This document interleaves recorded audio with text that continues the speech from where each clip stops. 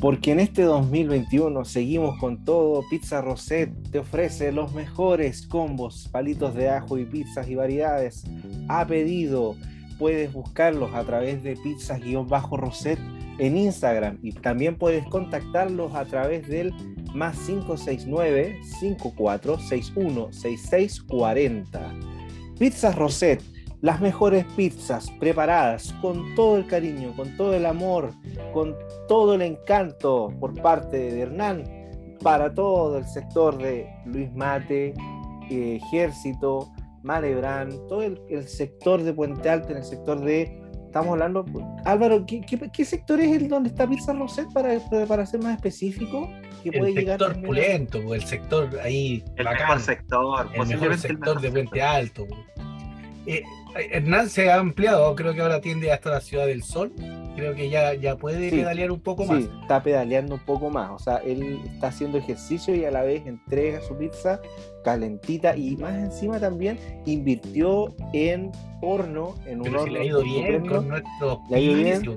mejoró la bicicleta, también él mismo compró algo para poder aislar mejor las comidas calientes, ¿no? Le está yendo súper bien a Derratizó.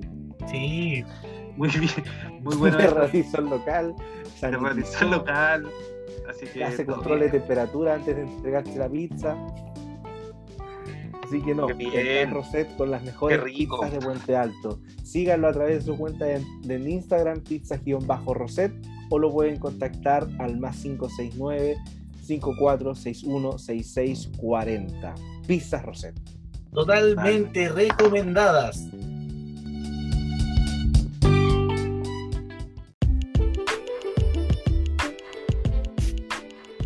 Hola, buenas tardes.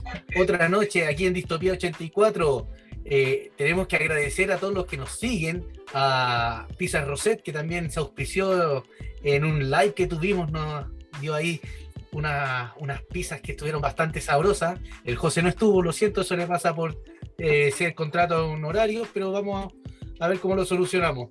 Vamos a saludar nuevamente, la gente no lo sabe, pero Valeria ya había estado con nosotros por un error que ocurrió ahí. Ustedes saben, las computadoras fallan, no pudimos tener esa entrevista y ella amablemente aceptó estar nuevamente con nosotros. Así que hola Valeria, ¿cómo estás? Hola, buenas noches ya. Yo soy Valeria y soy candidata a la Convención Constitucional por el Distrito 12 junto a la lista Voces Constituyentes. Valeria Ortega. La gente no va a ver su cara, nosotros la estamos viendo porque estamos grabando desde Zoom, pero ella es estudiante, es una niña bien joven y aquí nos va a contar su historia, cómo llegó a ser candidata. También quiero presentar a José Rojas, que nos vuelve a acompañar después de un largo tiempo de receso. Estuvo castigado. El José desapareció porque nosotros tenemos una política parecida a Facebook. Se portó mal, lo bloqueamos, pero ahora ya cumplió su bloqueo. ¿Cómo estáis, José? Bien, pues Álvaro, bien, contento de volver a las andanzas del podcast. La verdad es que ha sido tiempos muy difíciles para todos. Seguramente yo soy profesor, así que he estado medio desaparecido porque la carga está bien pesada, pero bueno, vamos que se puede y gracias por la invitación para poder acompañar aquí en la conversación con Valeria. Le pedimos disculpas a Valeria, pero bueno, Danilo, el responsable, no, mentira, no fue Danilo. Está castigado por eso, Danilo. Ahora vamos a castigar a Danilo va a desaparecer unos meses. Ya, pues comencemos. Valeria, cuéntanos un poco, tu nombre completo, Valeria Ortega, ¿verdad? Tú vives acá en el sector de Puente Alto y cuéntanos un poquito cómo se da esta aventura, cómo tú logras ser candidata constituyente y cuáles son las motivaciones que están presentes para ser candidata. Mi candidatura se levanta desde un espacio juvenil.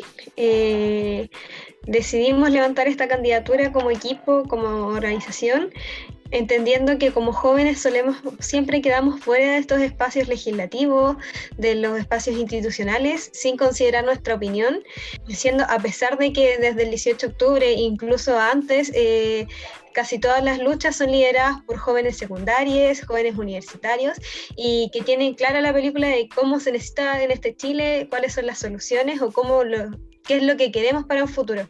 Entonces, en modo de denuncia, en modo de hacer una lucha también, decidimos levantar mi candidatura, asimismo incluirlos en este proceso político y que su opinión sea vinculante a las decisiones legislativas que se tomen de aquí en adelante. Vamos a ir hablando un poco cómo se va componiendo esta estructura, de verdad, comunitaria que hay una. José, te cedo la primera pregunta, dale. Sí, lo que pasa es que te estaba escuchando y me pareció súper interesante esto que dices del joven, ¿cierto? Del movimiento de la persona no adulta que tiene todas las ganas de que la situación del país cambie. Los grandes movimientos estudiantiles del último tiempo han sido también movilizados principalmente por estudiantes. Entonces, pero me pasa algo porque cuando uno escucha a la gente valora mucho la experiencia en el momento de las elecciones. Es como que la gente se autosabotea porque dice, no, tenemos que votar por gente que escucha de esta persona, Valeria Ortega, que nunca han visto en ninguna parte. ¿Por qué deberían votar por ti? ¿Por qué no? ¿Por qué deberían dejar de lado la experiencia y atreverse a votar por gente que no conocen, que nunca han visto? ¿Cómo las seducirías tú? ¿O cuál es el mensaje ahí que tenemos que recoger los votantes? Bueno, yo creo que la experiencia no es vinculante a la edad de cada persona, entendiendo que cuando uno nace está expuesto a ciertas experiencias de desigualdad, las cuales nos afectan desde siempre, y va a depender de dónde uno nace, la familia donde uno se cría, cuáles son las experiencias que uno va a tener de desigualdad. Entonces, decir que los jóvenes no entendemos lo que está sucediendo, que no sabemos cuáles son las desigualdades del sistema, es bien raro, entendiendo que, por ejemplo, las primeras desigualdades que vimos las vivimos desde chiques en el sistema de salud, lo vemos en la educación, lo vemos en las viviendas, y el tener una edad no significa que uno no se dé cuenta de ciertas desigualdades que existen en este país. Al mismo tiempo igual entiendo, porque es algo que yo me cuestioné, pero a esto mismo me lo respondieron así. Mi mamá, que es una seca, me hizo analizarlo de la siguiente forma. Me dijo, mira, si nosotros hablamos de esta idea que tiene la gente, ¿por quiénes tenemos que votar? Son gente, por lo general son hombres con experiencia, todos adultos y bien letrados que tienen ya altos estudios. Pero eso no es el común de la gente, entendiendo que, en primer lugar, para tener muchos estudios hay muchas brechas de desigualdad que van dejando a ciertos sectores fuera. Por ejemplo, a las mujeres nos dejan fuera dentro de este mundo de la educación, de la academia, entendiendo que históricamente nos han marginado, nos han dejado fuera de los estudios porque tenemos que cumplir una labor de cuidado, una labor de maternidad, la cual se nos ha impuesto y no nos deja avanzar en los proyectos estudiantiles. Entonces no podemos seguir estudiando y terminar ciertos proyectos, o la mayoría. Sí, sé que existen algunas, pero son muy pocas. Entonces ya dejamos gran parte de las mujeres afuera. Después empezamos a darnos cuenta que la educación en este país es un privilegio porque es pagada y hay que endeudarse años para poder pagarla. Muy pocos pueden acceder a la educación a través de becas, entendiendo que es algo súper nuevo. Entonces, cuando hablamos de esto, dejamos a toda la gente de clase media, clase obrera fuera, porque por un tema social no han podido acceder a la educación. Entonces, ya vamos dejando muchos sectores fuera. Tenemos las mujeres, la gente que trabaja fuera de cierto sector social. Y después de eso dejamos a todos los jóvenes fuera, entendiendo que para sacar una carrera tienes que tener por lo menos unos 25 años, porque es imposible que yo saque una carrera de 5 años y tener 19 años, 20 años, entendiendo que salí de 17, 18 años de cuarto medio. Y para considerarse una persona letrada ya tienes que empezar a pagar doctorados, magíster. Entonces eso no es el común de la persona del día a día. Entonces votamos por esta gente que no entiende nuestra realidad, que no entiende lo que nosotros vivimos día a día, no entiende lo que es tomar transporte público, lo que es un colegio municipal, un particular subvencionado, lo que es estudiar acá en Puente Alto, en una comuna marginal, no entiende lo que es atenderse en salud pública. Entonces, ¿cómo van a solucionar nuestros problemas si no viven esa realidad? Entonces, a eso como que hay que hacer un cambio y entender que nosotros podemos tener asesoría. No lo sabemos todo, pero tenemos la experiencia de vivir en estos sectores y que no tenemos ciertos privilegios de los cuales esta gente bien letrada, que es como el ideal de candidato que tiene la mayoría, ha tenido el privilegio de ser esta persona. Oye, yo creo que lo que tú mencionas es súper importante. Este proceso el constituyente nos muestra un camino distinto, porque son similitudes en cuanto a lo electoral o la forma de elegir con los parlamentarios. Sin embargo, hay una estructura totalmente distinta que se han levantado muchas candidaturas independientes, como es tu lista, y que nos demuestra que las élites políticas, en cierta forma, no son dueños del espectro. Esperemos que esto tenga buenos resultados para escribir la Constitución. Todos esperamos, creo, por lo menos el 90% esperamos una nueva Constitución que vaya más acorde a los nuevos tiempos. Y esa es la gran diferencia de nuestros candidatos constituyentes, creo yo. Ellos tienen esta calle, ellos tienen la experiencia de vivir en los territorios. Porque ¿para qué vamos a hablar de los candidatos que han salido por este sector como senadores, diputados, que muchos de ellos incluso ni siquiera viven en el distrito al que pertenecen? O sea, hay un turismo político ahí para alcanzar un cargo de parte de políticos y los partidos políticos que se reparten en el país, que es muy, muy fuerte, y se espera que en este proceso pueda quebrarse esa hegemonía.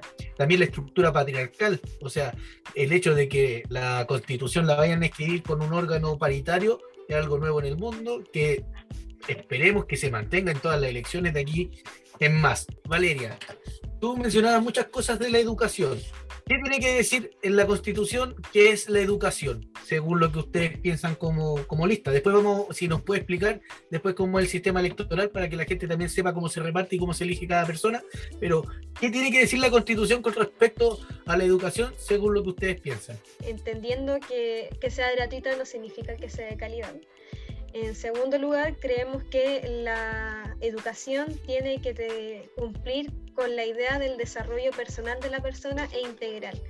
Entendiendo que actualmente en el sistema en que estamos nos enseñan a competir, nos enseñan que las matemáticas y las ciencias son lo más importante y nos desarrollan otras áreas como la educación cívica, como la organización, como las artes y la cultura, entre miles de cosas más como las humanidades, que nos han dejado de lado y nos han enseñado que no es lo correcto, que no es lo convencional, lo que corresponde para nuestras vidas. Entonces creemos que la educación tiene que empezar a hacerse como en una idea de comunidad y que le ayuda al joven para su vida diaria, no solamente para después salir a estudiar una carrera o para trabajar. José, oye, me quedaron dando vueltas las cosas que mencionaste en relación al candidato estándar que siempre está en las elecciones, que es de un partido político, que además viene con estudios, pero que no conoce su realidad. Entonces me gustó mucho esto que mencionaste, que era que los candidatos tienen que ser personas que conozcan su pueblo, el lugar en el que viven, desde el que surge, la gente común y corriente.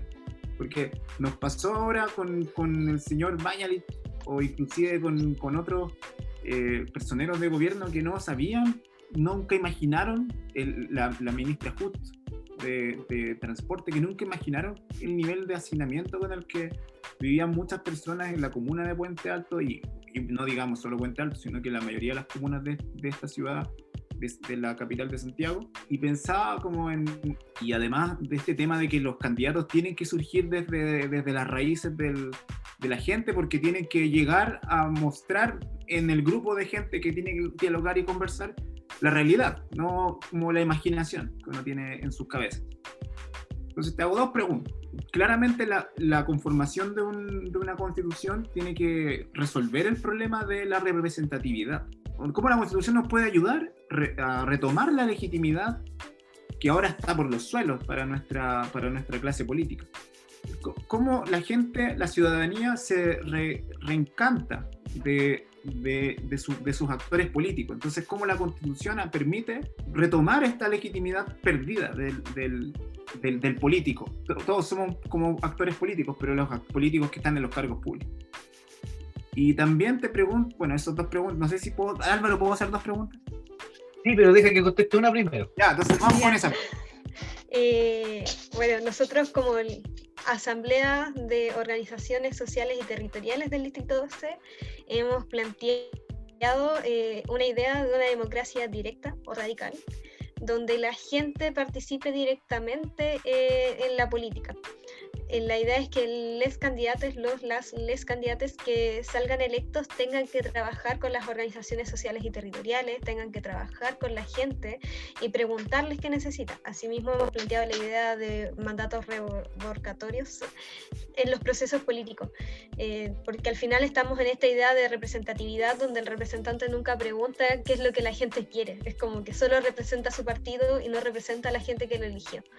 Entonces queremos dar vuelta a esto y que sea realmente una representatividad directa, donde la persona vaya y hable con la persona, donde la persona consulte abiertamente qué es lo que necesita y cuáles son las soluciones, entendiendo que en este turismo político que existe la gente no vive esa realidad y tampoco pregunta, porque quizás no sería tan malo si trabajaran directamente con la gente y entendieran cuáles son los problemas.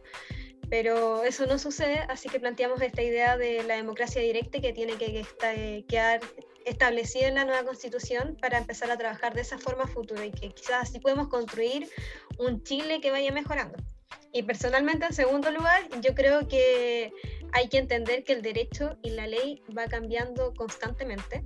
Entonces no podemos tener quórums tan altos, no podemos tener tantas limitaciones, entendiendo que la sociedad va evolucionando, uno va evolucionando constantemente en sus formas de pensar y van como existiendo nuevas necesidades. Entonces, si nos vamos quedando con una ley que se escribió hace 20 años, obviamente no va a cumplir con las necesidades que tenemos en estos momentos, porque a medida que más necesidades tenemos, más leyes necesitamos que regulen y necesitamos que empiecen a tener más soluciones. Entonces esas son las dos ideas que más o menos existen para poder cambiar este problema democrático que tenemos actualmente. Otra pregunta, primero agradezco lo que planteaste, no voy a empezar como a profundizar más en esa pregunta contigo porque si no vamos a estar como toda la vida respondiendo una pregunta, después la otra donde queda y después las preguntas de Álvaro, pero sí también con respecto a lo que planteabas de educación, no sé, esto es una visión que tengo yo y quizás también coincidamos en esto o no. La Constitución también tiene que velar por los equilibrios. Hay muchas necesidades en nuestro país, no solamente el problema educacional, tenemos el problema de las pensiones que ahora es todo un temazo y pareciera que nadie quiere tomar la tetera, no sé cómo el dicho, pero bueno, nadie quiere como hacerse cargo. Sartén por el mango. Eso, sartén por el mango. De la tetera. Como que está de moda el ir retirando el 10%, pero eso no va a resolver finalmente el problema de las pensiones. Y tenemos también el problema, también tú lo mencionaste, el de la vivienda, tenemos el problema salud, pero claro, y el Estado no cuenta con una billetera infinita, o sea, también eso es algo que tenemos que reconocer. El Estado como este lugar en el que se recogen los impuestos y contamos con un presupuesto, o sea, como la Constitución también tiene que velar por esto y por lo tanto cuáles son las prioridades y si la educación es parte de esta prioridad o tenemos que escoger las prioridades para los primeros 10 años, después nos hacemos cargo los siguientes 10 años de las otras cosas. ¿Cómo lo has pensado tú? ¿Y por qué lo encajo con educación? Porque, bueno, yo soy profesor y sé lo importante que es la educación, pero yo te pregunto a ti, ¿cómo hacemos encajar este anhelo y deseo que yo creo que tenemos la mayoría de los chilenos de que la educación sea gratuita, ¿cierto?, con el bolsillo escuálido además con el que Estado se encuentra en estos momentos? Yo creo que sinceramente la visión que yo tengo es que no es tan así. En realidad el mayor problema que tenemos es que tenemos un Estado subsidiario donde se le paga concesionaria, donde priorizamos la propiedad privada y que privados solucionen nuestros problemas, y así pasa con la educación. Entonces creo que el tema del bolsillo sí es algo que tenemos que ver a futuro, pero que en estos momentos sí hay prioridades como la educación, la salud, la vivienda, las pensiones, las cuales el Estado sí pudiera, pero en realidad no se quiere hacer cargo porque como vivimos en un Estado subsidiario, siempre va a estar la prioridad de que un privado solucione los problemas de otros y no asimismo el Estado se haga cargo. Igual, por ejemplo, ahora se está proponiendo el impuesto a los súper ricos, que en realidad nos ayudaría de gran manera, entendiendo que ellos se hacen ricos cada día más y nosotros nos hacemos más pobres y pagamos más impuestos. Creo que esta idea de equitatividad que tenemos que ejercer en nuestra vida futura es súper importante que el Estado la empiece a aplicar, entendiendo que el que tiene más tiene que pagar más y el que tiene menos no tiene que pagar tanto porque tiene menos. Entonces, para llegar a una verdadera igualdad tenemos que empezar a ver a la gente con detalle y ver qué necesita cada persona y si esta persona puede, porque si lo hacemos de manera igualitaria, así como todos por igual, creamos grandes desigualdades. Oye, eso es interesante y es importante que se vea. Bueno, la Constitución va a poner las bases, después vendrán las leyes, pero es importante porque si empezamos a subir impuestos, claro, si se hacen las tontas y las locas, quizás afecte a las personas que tienen menos, y a las que tienen más quizás pasen nuevamente por debajo con sus leyes de donación, con sus leyes de ayuda al prójimo que a veces le permiten, o las empresas zombies por ahí, que te permiten evadir impuestos. Y ahora la cuestión es simple, no es querer quizás cobrar más, sino que se cobre incluso lo que se debería pagar, eliminar exenciones, porque hay muchas formas de no pagar impuestos en este país. Al final, lo único que terminamos pagando siempre el impuesto somos las personas que no somos empresarios. Terminamos pagando el IVA, terminamos pagando la benzina y así el impuesto a la electricidad, un montón de cuestiones. Es interesante el tema económico y creo que es fundamental dentro de la Constitución.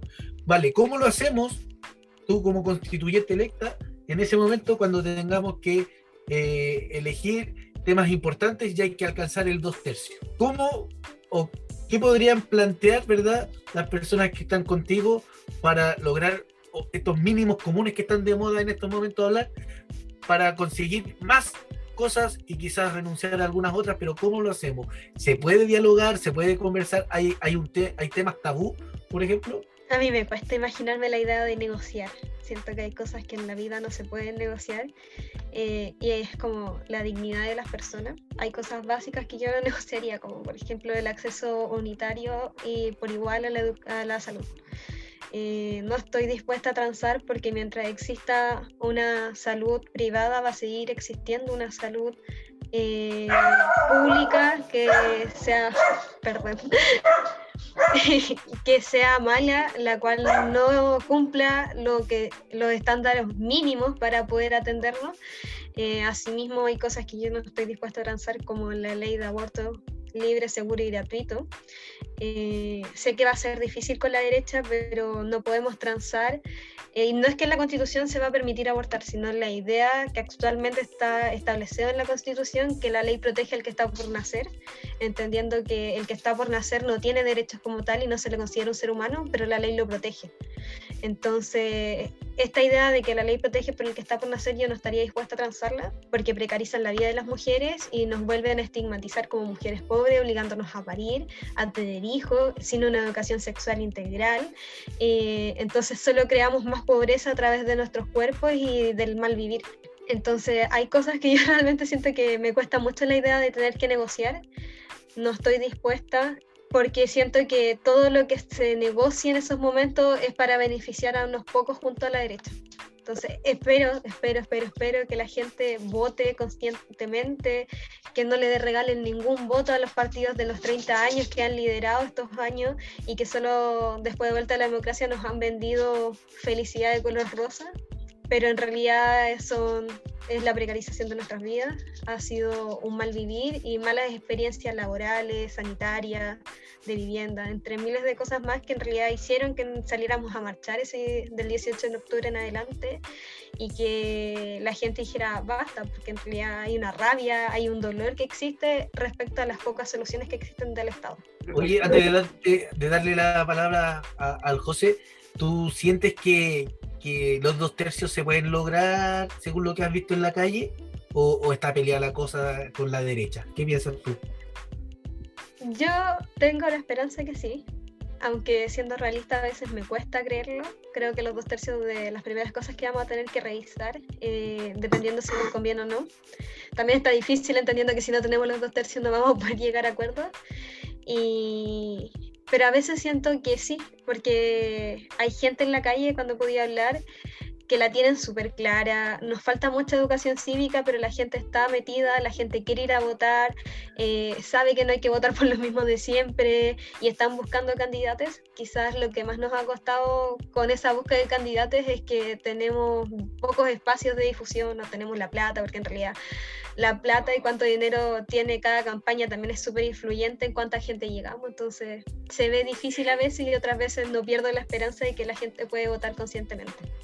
una reflexión respecto a lo que tú estabas diciendo, esto de que hay puntos transables y puntos no transables. Aquí, ojalá que se entienda la pregunta, aquí no quiero faltar respeto a nadie. Finalmente, una asamblea constituyente es el lugar y el espacio de reunión del país, o sea, el lugar donde representantes de todos los sectores de las formas distintas que tienen, que tienen de pensar. La asamblea constituyente es justamente eso. La Constitución tiene que ser un acuerdo de todos, por cierto, un lugar, un espacio, un escrito que tiene que ser escrito finalmente por todos, en un espacio democrático. Claro, la Asamblea Constituyente es ese espacio de diálogo. Entonces yo te pregunto a ti, ¿cómo encaja ese no transables que dices tú, no, que yo no lo voy a negociar nunca, con este espacio al que tú además quieres postular, porque es justamente lo contrario al no transar? Pues la política es eso, es el lugar donde uno va a dialogar, donde uno va a escuchar al otro, donde uno quiere poner su posición y finalmente tiene que hacer encajar alguna cosa. Entonces, ¿cómo tú, Valeria, que quiere postularse a este órgano que justamente va a hacer política, además, no sé, como te lo planteo ahí como reflexión, o no sé qué piensas tú al respecto, ya tienes como posiciones donde no vas a hacer política porque dices, no, es que aquí yo no puedo pasar de acá? ¿Qué piensas tú al respecto de eso? Es que estas cosas yo respondo a una asamblea general del Distrito 12 y son puntos que nosotros ya conversamos que no se transan porque ya vienen con un acuerdo previo. Entonces, por ejemplo, si yo transo en ese momento, yo estoy siéndole infiel a mi asamblea, al mandato popular que tengo atrás. Entonces, lamentablemente, no son solo mis ideales, sino que son los ideales de la gente que organizó y levantó esta lista, y así mismo lo que se nos vengan agregando al futuro, porque la invitación siempre está abierta a que puedan entrar y que todos puedan participar. Pero estas cosas son las que se establecieron como las básicas para poder, entre miles más, que en realidad yo nombré como las que para mí personalmente son muy importantes, son acuerdos ya previos. Entonces, si yo respondo a una asamblea, yo en el momento de la convención constitucional tengo que hacer política respondiendo a esta asamblea y este mandato popular. No puedo transar en esas cosas, entendiendo que ya hicimos un proceso democrático al respecto. Sí, claro, porque es como responder a quienes representan en el fondo. pero es que eso los pongo a todos en un dilema. Disculpen, los pongo a todos en un dilema porque pasó algo muy parecido hace poco. Piñera, vamos a poner el nombre, innombrable, que ya nadie quiere nombrar porque si no sus votos se van al suelo. Piñera fue es el presidente de la República, que fue escogido con mayoría democrática. Eso no lo podemos negar dentro del juego de la democracia. Y él tenía un programa. Entonces, una de las cosas que por lo general criticaba la misma gente de su sector político cuando se le criticaba querer como levantar ciertos proyectos de ley, era que en su proyecto de ley estaba escrito eso, como en su programa, ¿no? Es que en el programa él dijo que quería hacer esto y la gente votó por el programa, porque ganó Piñera. Entonces que hay que seguir el programa hasta el final. Y yo creo que ahí la gente quizás, no sé si equivocó haber votado por Piñera. Y entonces a lo que voy con esto que estoy diciendo es que los programas pueden cambiar en política. O sea, Piñera debería haber cambiado su programa. Y por lo tanto también te pregunto a ti, en esta asamblea constituyente, en lugar de diálogo, ¿puedes como tomar esta negociación, ir donde como tu conglomerado, tu gente que representas y preguntarles también? Que finalmente también tiene que ver con lo de la representatividad directa que decías recién tú. ¿Qué piensas al respecto? ¿Piensas que Piñera no, estaba bien, tenía que seguir con su programa hasta el final? ¿Qué piensas tú al respecto? Sí, pues sí puede ir cambiando lógicamente y nos vamos a ir posicionando según la situación, obviamente, porque todo se va a conversar antes. Nosotros nos reunimos siempre, estamos conversando y se llegan a acuerdos y votaciones. Entonces quizás estamos tomando el camino más largo, nos vamos a demorar un poco más, pero sentimos que es el correcto. O sea, las cosas se conversan y se hablan. Entonces quizás sí llega un punto en el que vamos a tener que negociar. Yo no me imagino negociando esas cosas, pero es mi sentir. Pero yo sí respondo a una asamblea que si me dicen negocia, voy a tener que negociar. Y si me dicen dicen no negocias, yo no voy a tener que negociar. Y si me dicen esto se dice así, yo voy a tener que decir así. Y creo que eso es lo más bonito del espacio que hemos levantado, que no es una persona o una cara, sino que es un proyecto que tenemos. Claro, mira, uno de los partidos que la gente más destaca por su disciplina es el comunista, y estos votan de una forma y no hay quien los saque de ahí. Y bueno, es política también, pues parte de las reglas del juego. Bueno, esta cuestión es dinámica, ahí vamos a tener que... Es entretenido la época que se nos viene, ya sea de dentro, como Valeria podría llegar a ser, o desde fuera, nosotros opinando de afuera, que afuera todos somos expertos en estas cuestiones como el fútbol. Afuera somos todos técnicos, Aquí todos teníamos el mejor jugador, etcétera, pero es interesante. Pero creo que la principal herramienta para tratar de solucionar todo esto, y no pase el ejemplo que diste, que fue duro el ejemplo, José, puede hablar de Piñera en estos momentos, es como... como que se van a ir a cero las reproducciones del podcast. Claro, pero tiene que ser la educación cívica, tiene que ser la formación ciudadana, ayudar que la gente se involucre en estas decisiones que los afectan, porque tarde o temprano vaya a tener que ver, pues te van a poner una cara y un programa, como decías tú, pero la gente, yo no creo que hayan analizado el programa.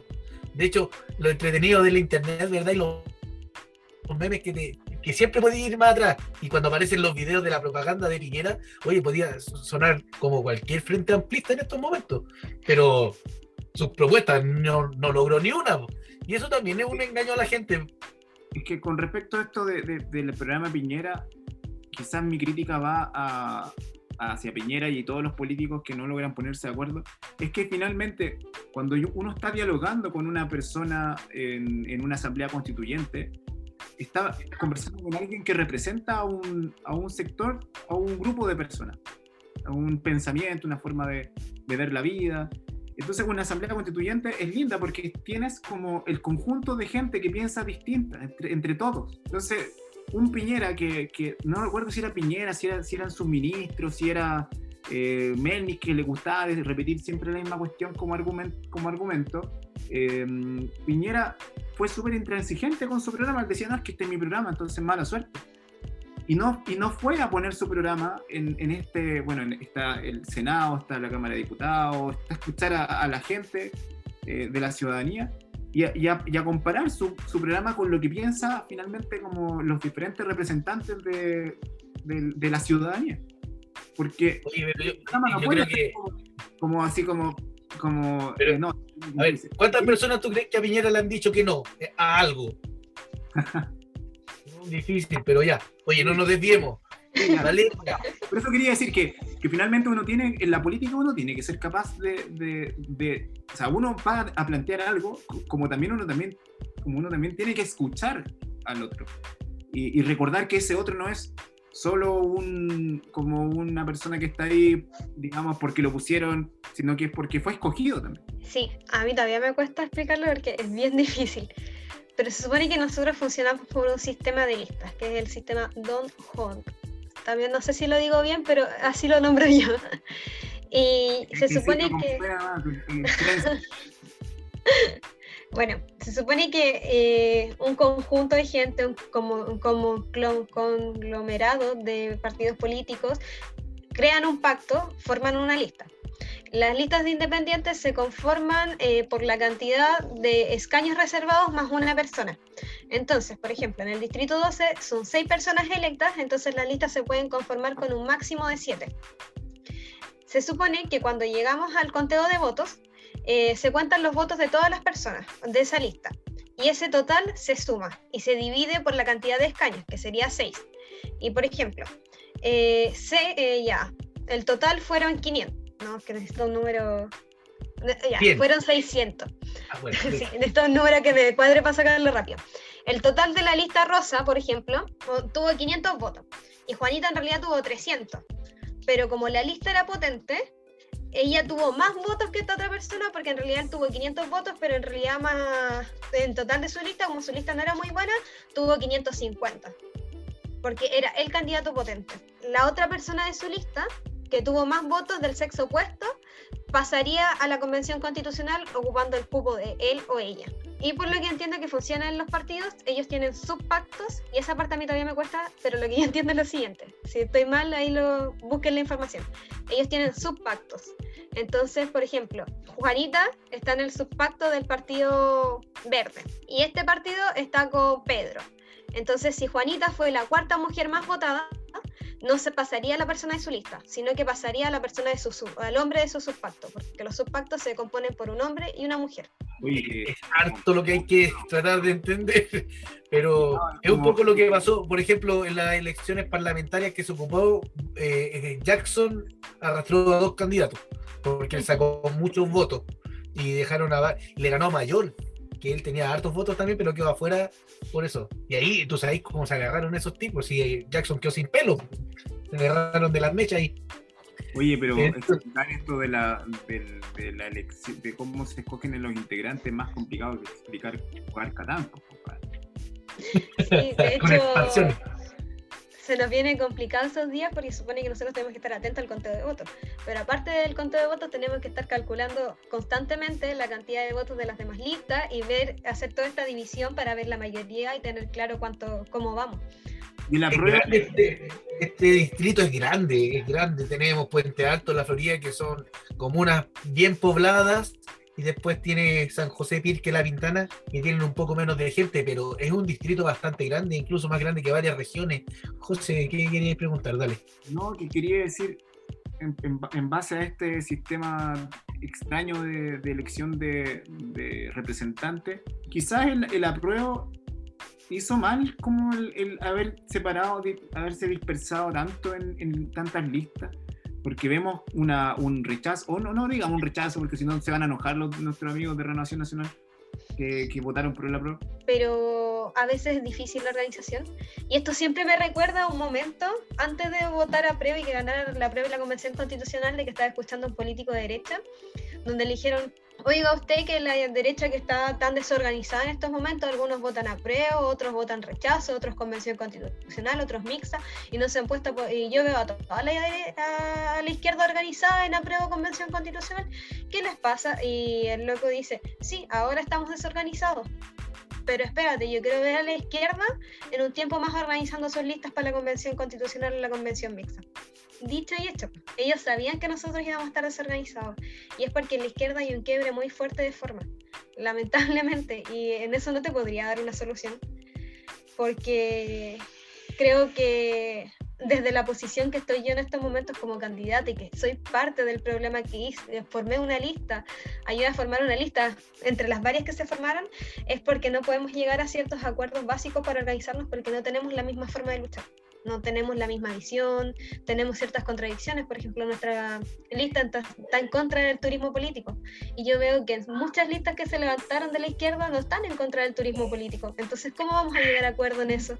Si ellos siguen levantando candidatos que son actores, que son conocidos, son famosos, pero que no viven en nuestras comunas, que los tiran al distrito 12 porque es una comuna marginal, porque es una comuna popular donde pueden sacar votos, porque nos creen tontos que no entendemos que el turismo político está mal, y se aprovechan de eso porque tiran al conocido para que salga y responda al partido.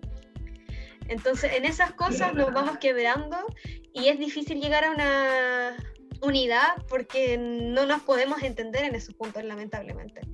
Y sí hay una crítica, no sé cómo podríamos llegar a este punto de pacto entre la izquierda, porque siento que estamos demasiado fragmentados en la forma en cómo vemos la izquierda y cómo vemos la lucha política. Claro, es un poco de mezquindad también de parte de los partidos tradicionales, por ponerle un nombre, ¿verdad?, y apellido, donde se aprovecharon y se apropiaron de una reivindicación popular, de una reivindicación del pueblo, ¿verdad?, que fue este apruebo, porque esto es una lucha que era transversal, y sacar provechos políticos igual no digamos que habla de la mejor forma de estas personas, pero me parece bien. Mira, el histórico 3/3 de Chile se ve, existe, nunca ha desaparecido. Lo quisieron desaparecer con el sistema binominal, ¿verdad?, y controlando cosas, pero Chile históricamente ha tenido 3/3, y eso es algo que no se puede negar.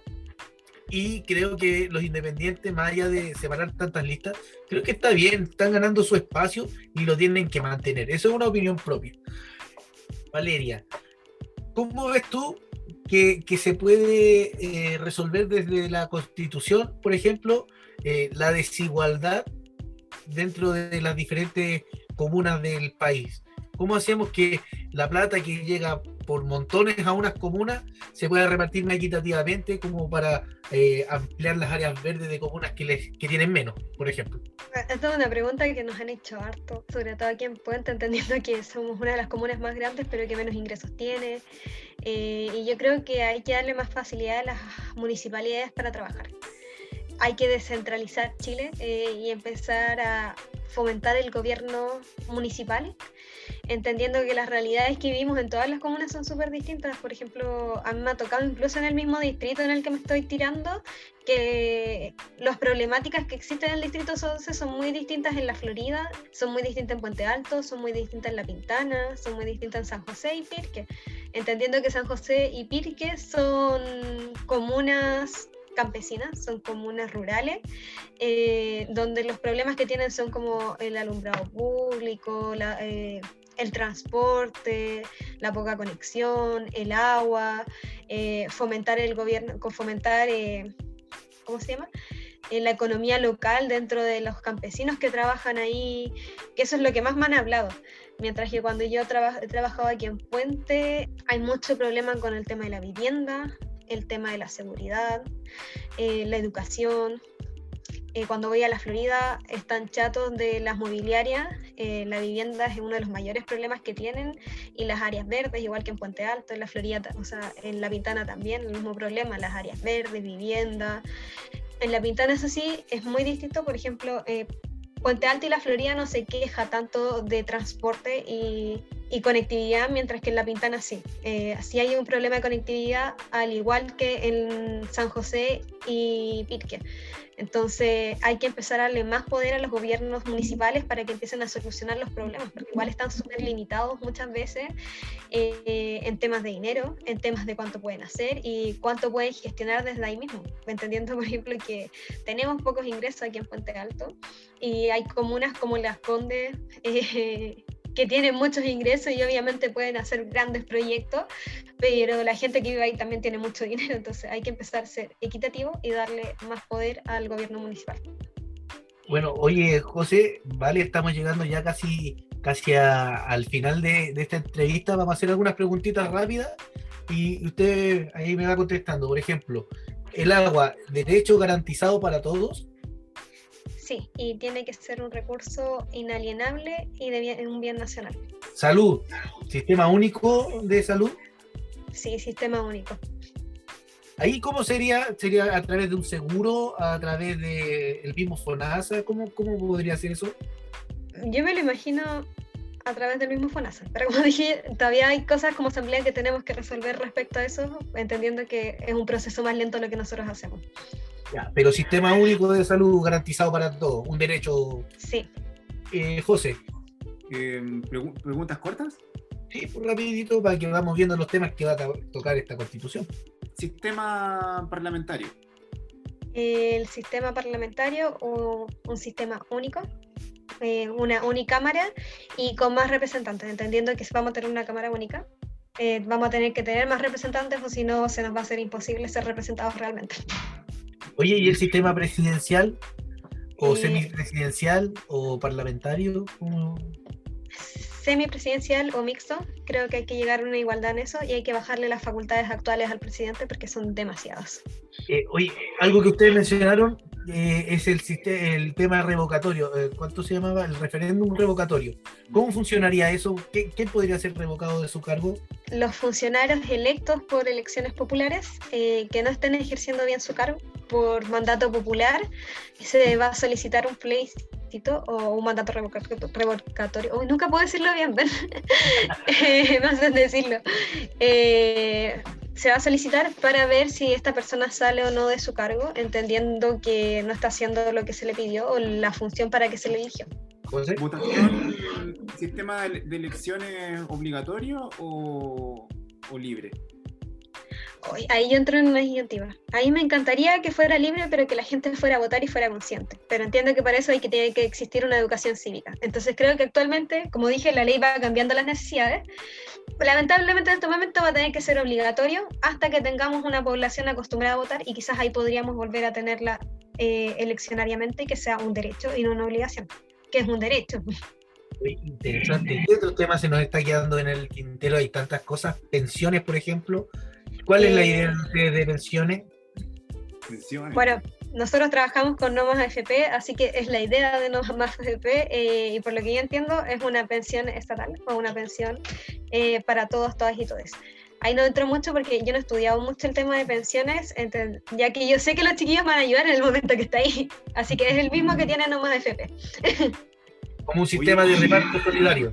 Sí, eso es. Siempre se me olvida el nombre, pero me lo han dicho varias veces y sé cómo funciona más o menos, pero yo sé que como que ellos lo explicarían mejor.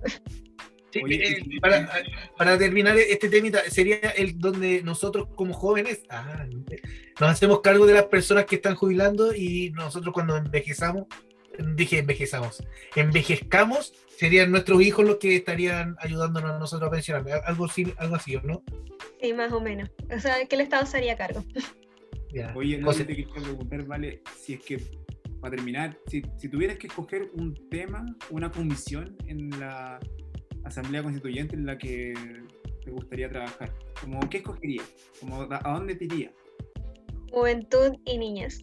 Ese es el tema central de mi candidatura, entonces me encantaría trabajar ahí. Tenemos mucho material que entregar y no solamente en la protección de los jóvenes y niños respecto al Sename, sino que a la educación integral, a las opiniones vinculantes a las decisiones de los jóvenes y niñas, la educación cívica, entonces como que esa es mi área. Oye, la educación de adultos también, educación de adultos. Sí, pues la educación de adultos también. Oye, Vale, muchas gracias.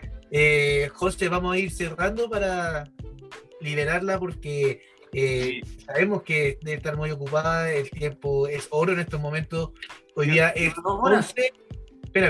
11 de mayo, así que estamos cumpliendo con las reglas que se nos solicitan. Si alguien lo escuchara después del jueves, esto se grabó el 11 de mayo. Muchas gracias, Vale. Las últimas palabras para invitar a la gente a participar, a que voten por ti y también tus redes y eso para que te puedan ubicar. Bueno, quiero invitar a la gente a que no ha votado o que no ha pensado en su candidato a revisar nuestra lista. Tenemos un proyecto muy lindo que se ha levantado desde las bases, a revisar también mi proyecto de juventud y niñez, que es nuestro tema central. Entendiendo que tenemos miles de cosas más, pero es el tema central. Recuerde revisar y votar por proyectos, no por caras. Es súper importante hacer ese cambio y revisar cuál es el proyecto de la persona y quiénes lo respaldan. También invitarle a votar, a no decir no estoy ni ahí, porque en realidad el presidente actual fue electo con una muy baja votación. Si fuéramos a votar todos, podríamos tener el poder en nuestras manos y es la oportunidad. Así que invitarlos a votar. Y les dejo mis redes sociales. En Instagram me llamo valeriaortega.oc. En Twitter creo que me llamo valeortega.c y en Facebook me pueden encontrar como Valeria Ortega Contreras. Igual en todo caso en mi Instagram hay un link, el cual se llama Linktree, usted lo aprieta y ahí puede encontrar todas mis redes sociales, puede encontrar las entrevistas que me han hecho, los videos de campaña y toda la información que usted quiera saber va a estar ahí. Excelente. Vale. Iba a decir, vale. No, muchas gracias, Vale, porque te pasaste con más energía, así que esperamos que te vaya súper bien en la elección. Mucha fuerza, más que se pueda. Muchas gracias. Mucho éxito en todo lo que se viene, que no termina con la elección, se viene un camino largo, ya sea para nosotros fuera de la constituyente o para las personas que queden en la ¿cómo se llama? En la convención, ya se me olvidó, pero en la convención constitucional. Así que la misma cuestión, me cambiaron el nombre. No, pues si le cambiaron el nombre porque si tiene otro nombre, pues ¿cómo no va a estar cambiando? Es para que la gente no dijera, oh, Venezuela, oh, no, Chilezuela y esas cosas. Maduro tiene la culpa. No duro, vamos a convertirnos en Chilezuela. Ya. Te dejamos para que descanse. Gracias por estar con nosotros y nos despedimos de la gente que esté escuchando, ya sea de tarde, de noche o de día en la mañanita ahí en el trabajo o donde sea que nos escuchen. Muchas gracias, Valeria. Gracias, José. Nos estamos viendo en una próxima oportunidad y aquí nos despedimos de la gente. Así que chao y